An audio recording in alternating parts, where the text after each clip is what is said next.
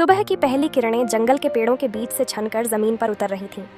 रंग बिरंगे पक्षी आसमान में उड़ रहे थे और पूरा जंगल उनके गीतों से गूंज उठा था। जंगल के सभी जानवर नींद से जाग रहे थे। कोई अंगड़ाई ले रहा था तो कोई पानी पीने जा रहा था। पेड़ों की सबसे ऊंची डाल पर एक छोटा सा बंदर मिंटो झूल रहा था। उसकी आंखों में चमक थी और चेहरे पर वही पुरानी शरारती मुस्कान। आज उसका मूड कुछ ज्यादा ही मस्त था, जैसे कुछ नया करने का इरादा हो।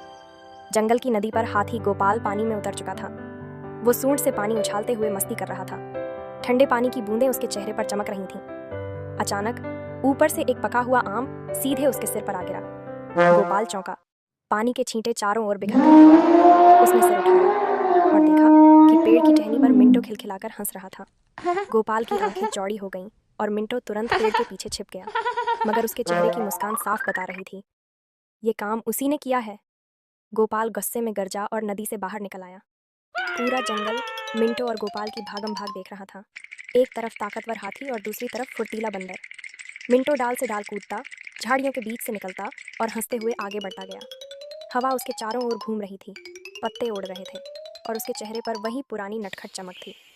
थोड़ी दूर जाकर वह एक झाड़ी के पीछे छिप गया। वहां तोता टिल्लू बैठा था, जो बस हंस रहा था, क्योंकि मिंटो की हरकतें अब पूरे जंगल में मशहूर हो चुकी थीं। शाम होते होते शेर राजा ने जंगल की सभा बुलवाई। चारों ओर जानवर इकट्ठे थे, हिरण, भालू, हाथी, तोता और मिंटो। बीच में शेर अपने पत्थर के आसन पर बैठा था और सामने मिंटो खड़ा था। राजा की नज़रों में सख्ती थी, लेकिन मिंटो के चेहरे पर मुस्कान। राजा ने उसे एक काम दिया। अगर वो सच में होशियार है तो जंगल के सभी जानवरों के लिए आज का भोजन जुटाकर दिखाए। मिंटो ने सिर हिलाया और आत्मविश्वास से बोला, देख लीजिए महाराज, अभी कर देता हूँ। और वह पेड़ों की ओर दौड़ पड़ा। अब जंगल के पेड़ों पर मिंटो की मेहनत शुरू हो गई। वो शाखाओं से पके फल तोड़ रहा था, शहद इकट्ठा कर रहा था और राजा के पास पहुंचा दिया। कुछ ही देर में सामने स्वादिष्ट फलों और शहद की खुशबू फैल गई। पूरा जंगल तालियां बजाने लगा।